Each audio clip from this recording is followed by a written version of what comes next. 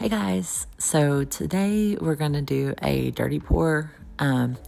That just means that you're putting all the paints in a cup and then just pouring it out on the canvas. So, and you can layer them in whichever way you want to. What I'm trying to do is layer the colors so that the less dense paints are on the bottom and then the higher density paints are on the top. So that helps you create cells or lacing in your painting. So that's what I'm trying to do. And here I'm just checking to see how much paint I've added. Usually for this size canvas, this is a 12 by 12. You want about anywhere from 7 to 8 ounces of paint.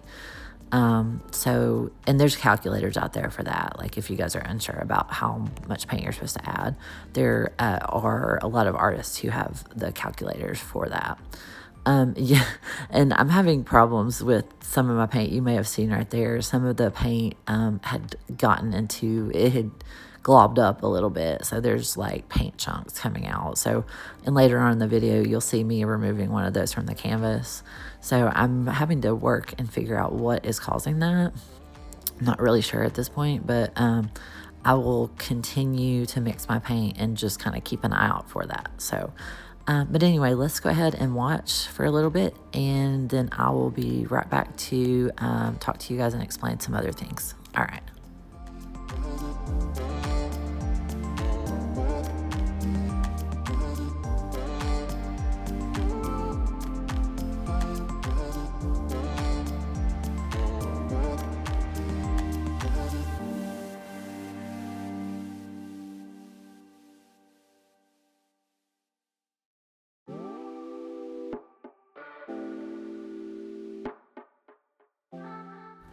All right, so you guys can see down there on the bottom left, there is that chunk of paint.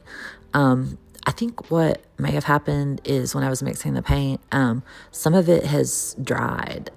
So there were a couple of the colors that I had mixed quite, maybe a few months ago. When you mix the paint, you really want to use it within about 1 to 2 months.